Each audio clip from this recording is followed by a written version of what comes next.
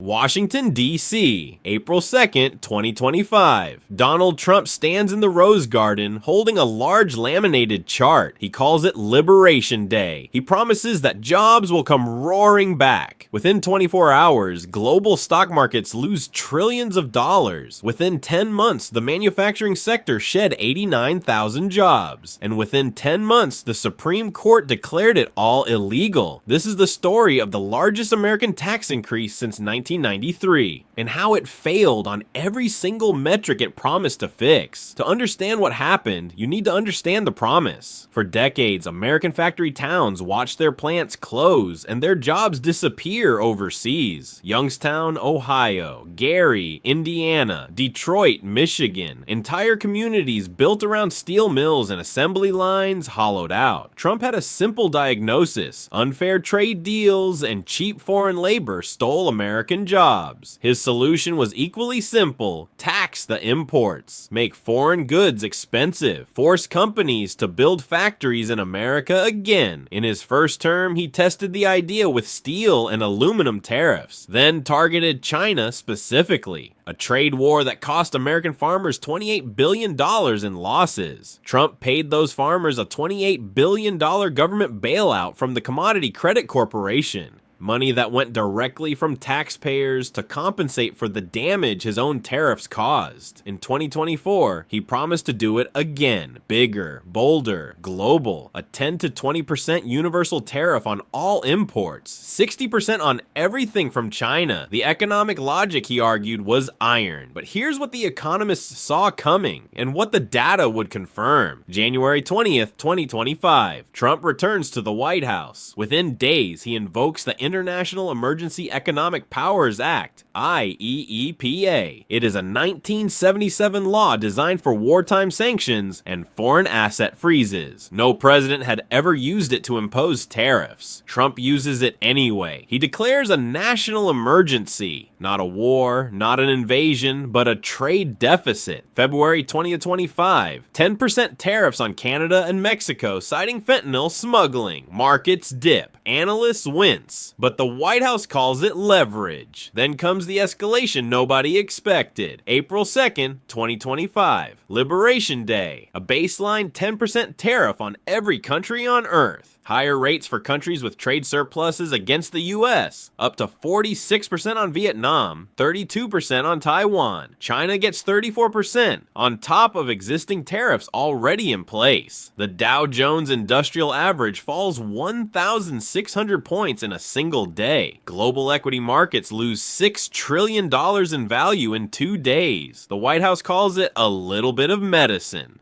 China responds within 72 hours. Beijing announces 34% retaliatory tariffs on all American goods. Trump raises China's rate to 84%. China responds with 84% on US goods. Trump raises it to 125%, then 145% total. China matches 125% on all American exports. The two largest economies on Earth have locked themselves into a mutual embargo. Now watch what happens on American farms. Iowa, 2025. A soybean farmer watches the price screen. China, historically the largest buyer of American soybeans, stops buying. Instead, Chinese buyers turn to Brazil. The same shift that happened in 2018, now accelerated, now structural. American farm bankruptcies rise. American crop exports fall sharply. This is the pattern economists had documented from Trump's first term. A 2024 study by David Otter and colleagues showed that import tariffs in 2018 to 2019 had no significant effect on U.S. manufacturing employment, but foreign retaliation had clear negative employment impacts, particularly in agriculture. You are watching that exact playbook repeat at twice the scale. Inside American factories, the situation is no better. A car is not built from American parts alone. Semiconductors from Taiwan, steel components from South Korea, wiring harnesses from Mexico. Tariffs on those inputs raise the cost of every car assembled in Michigan or Ohio. A Ford or GM plant faces higher input costs, but cannot raise prices past what American buyers will pay. So hiring stops, then expansion stops.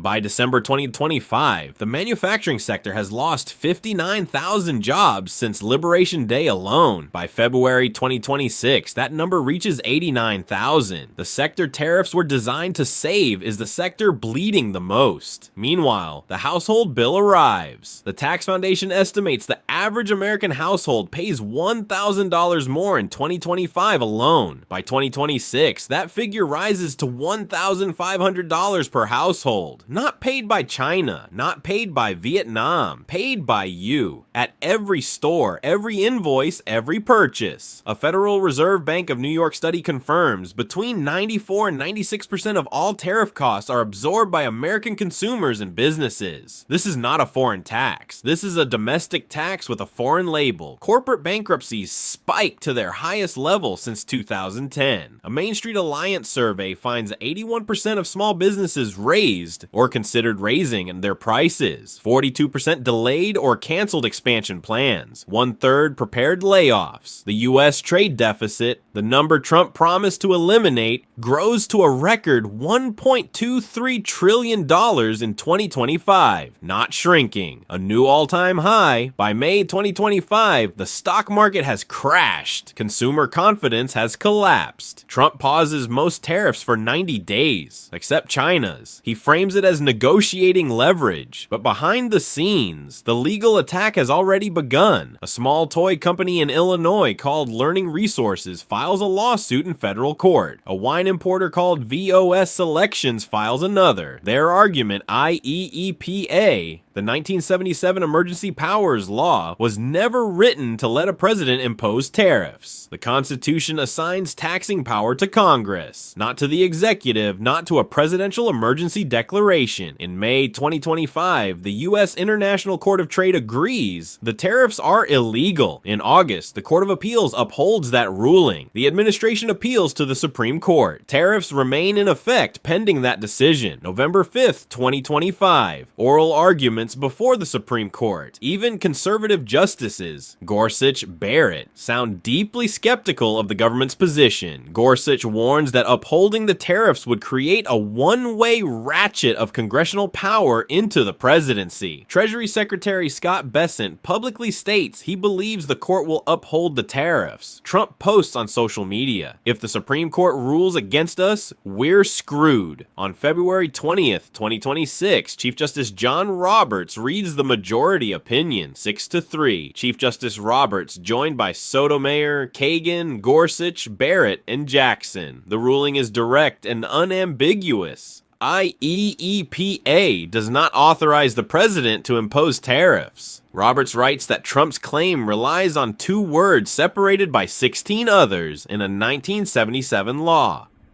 Those words cannot bear such weight. The IEEPA tariffs are struck down, the legal foundation of the entire trade war gone. The government has collected at least $160 billion in IEEPA tariff payments by February 20th, 2026. The question of refunds, estimated at $175 billion, is sent back to lower courts, a process that could take years. Within hours of the ruling, Trump signs a new executive order. He invokes Section 122 of the Trade Act of 1974. A different law never before used by any president. A new 10% global tariff raised to 15% the next day. The tariff war continues, just on different legal ground. And here is the complicated truth. Trump was not wrong that American manufacturing had been hollowed out over decades. He was not wrong that trade deficits reflect deeper structural imbalances in the American economy. But a tariff is a blunt instrument, a hammer applied to a problem that requires surgery. Building a factory takes 5 to 10 years. A tariff takes one executive order. No business will commit billions to a new plant when tomorrow's tariff rate is unknown. And no tariff wall, however high, can change the fact that the United States today is a service economy, not a manufacturing one. Foreign direct investment into the U.S. in 2025 totaled $288 billion, below the prior 10-year average of $320 billion. The promised flood of factory investment replacement never arrived. Was Trump a villain who knowingly taxed the working class he claimed to protect? Or a pragmatist who genuinely believed a proven tool from the 19th century could solve a 21st century problem? The answer, as with most things in political economy, is probably both. 3 lessons from the largest US tax increase in 30 years. Lesson 1. The person who pays the tariff is never the person the tariff is aimed at. Between 94 and 96% of all tariff costs in 2025 were paid by American consumers and businesses. Not by China, not by Vietnam, not by Mexico. Tariffs are a tax on your own country, labeled as a tax on another.